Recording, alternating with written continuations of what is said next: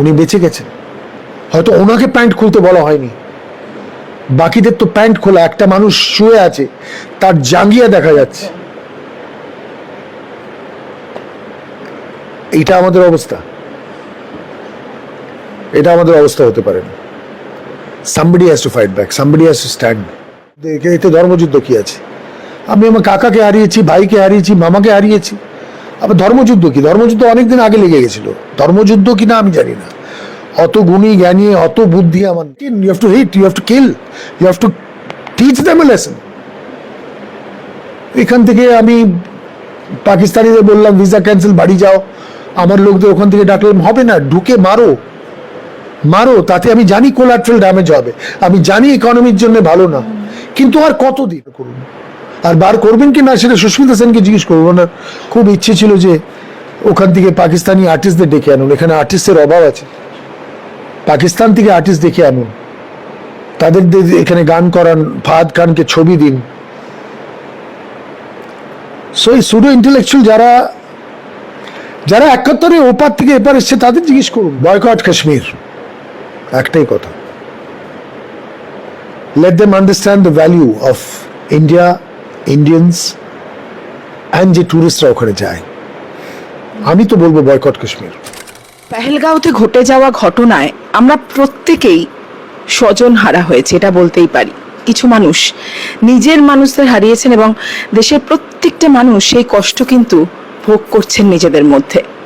আজ আমাদের সঙ্গে রয়েছেন ভরত কল, কারণ তিনি জন্মসূত্রে কাশ্মীরি পণ্ডিত।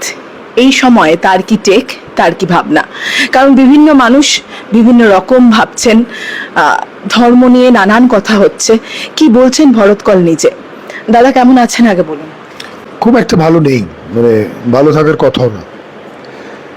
যখনই আপনার ভাই বোনেদের এইভাবে নৃশংসভাবে খুন করা হয়, এবং এটাকে জেনোসাইড বলে, আমরা তো আগেও দেখেছি, তখন এই এত ডিজিটাল মাধ্যম ছিল না যে কাকে আপনি বার্তাটা পৌঁছে দেবেন, মানুষের কাছে বার্তা যাবে কি করে। কিন্তু এই কথাটাই বারবার উঠে এসেছে, যখন 370 আর্টিকেলের কথা হয়েছে, যখন 35 এর কথা হয়েছে, যখন কাশ্মীর ফাইলসের কথা হয়েছে, যখন বলা হয়েছে কাশ্মীর ফাইলস নাকি একটা প্রপাগান্ডা ফিল্ম, ওটা প্রপাগান্ডা ফিল্ম, তখন আমি দাঁড়িয়ে বলেছিলাম, ওই ছবিটা আমি দুবার দেখেছি, বিন্দুমাত্র আমার প্রপাগান্ডা ফিল্ম মনে হয়নি, কারণ যা যা ঘটেছিল, যেই ড্রামের মধ্যে, যে চালের ড্রামের মধ্যে লোকটাকে মারা হয়েছিল, সে তো সত্যি ঘটনা। কোথায় মনে হলো যে ওটা প্রপাগান্ডা ফিল্ম? সুডো ইন্টেলেকচুয়ালসদের মনে হয়, যারা ওই ট্রাভেলটা দেখেছে, 89, 88 থেকে শুরু হয়, 89-এ এক্সডস হয়, তাদের কাছে প্রপাগান্ডা ফিল্ম না, সেটাই সত্যি, যেটা সত্যি সেটা দেখানো হয়েছে। দাদা প্রথমেই পরিচয়টা বললাম বিশেষ করে এই কারণেই আরো কথা বলা, কারণ কাশ্মীর নিয়ে বিভিন্ন মানুষের শুধু ঘুরতে যাওয়া নয়, একটা ইমোশনও তো আছে। সেই ইমোশনে নানান আঘাত পড়েছে এই ঘটনার পর, একাধিকবার এর আগে পড়ছে, কিন্তু এই ঘটনায় যেন আরো বেশি করে। কি হচ্ছে? কারণ তোমার খুব কাছের জায়গা, তোমার জন্মভূমি বলা যায় কাশ্মীরকে।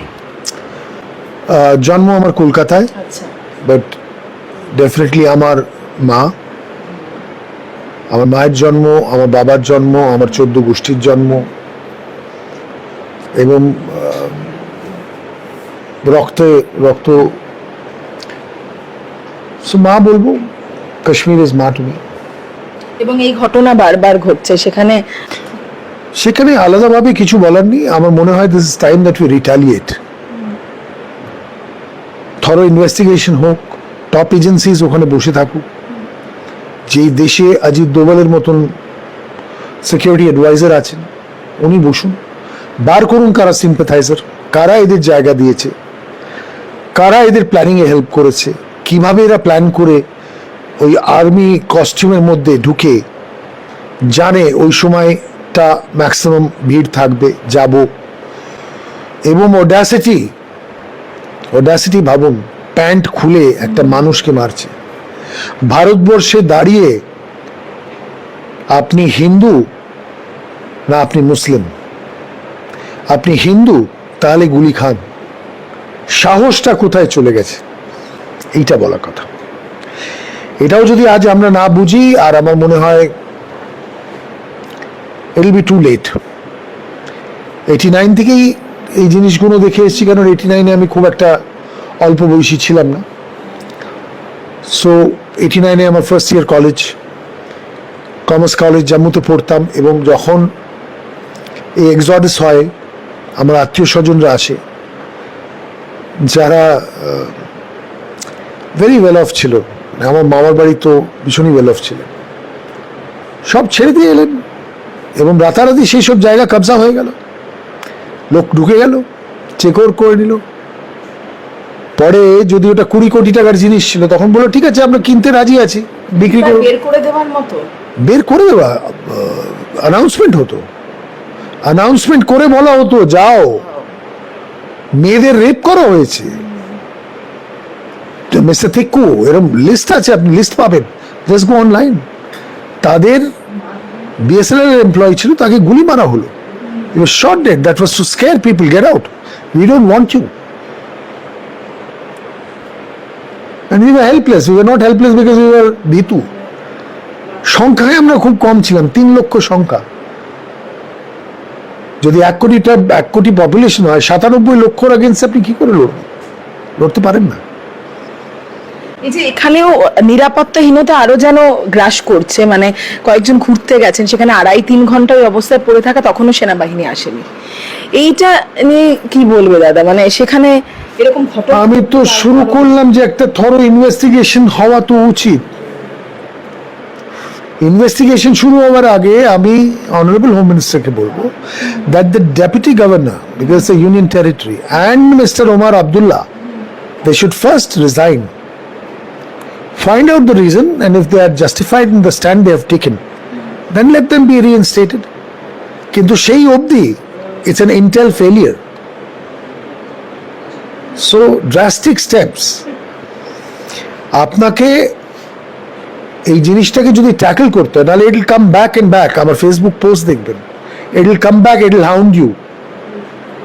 আর শুধু কাশ্মীরে না, পশ্চিমবঙ্গে আসবে, দিল্লিতে ঢুকবে, অরুণাচলে ঢুকবে, নানা রূপ নিয়ে ঢুকবে। So stop and fight back. India should have their eyes on Pahalgam and should retaliate, should fight back. ধর্মযুদ্ধের ভয় লাগছে কোথাও গিয়ে? না না, আমার ধর্মযুদ্ধ, এতে ধর্মযুদ্ধ কি আছে? আমি আমার কাকাকে হারিয়েছি, ভাইকে হারিয়েছি, মামাকে হারিয়েছি, আবার ধর্মযুদ্ধ কি? ধর্মযুদ্ধ অনেকদিন আগে লেগে গেছিল, ধর্মযুদ্ধ কি না আমি জানি না। অত গুণী জ্ঞানী, অত বুদ্ধি আমার নেই। আমার বক্তব্য হচ্ছে একটা এমন একটা কাণ্ড যেটা ঘটেছে, তার আপনি বদলা নেবেন না। অ্যাজ এ দেশ আপনি বদলা নেবেন না। সে দেশের মধ্যে তো সবাই আছে। একটা জায়গা আপনি এক জায়গায় বলুন যে yes, let us fight back. এই লস্করে তয়বা কি জিনিস? Let's get into Pakistan, let them be hounded and shot. কেন করতে পারবো না আমরা? কোথায় এখানে ধর্ম? আর যদি ধর্ম আসে, আসবে। যখন কুরুক্ষেত্রে দাঁড়িয়ে কৃষ্ণ অর্জুনকে কি বলেছিল?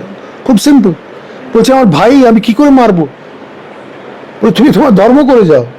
This is what you have to do. You have to get in, you have to hit, you have to kill, you have to teach them a lesson.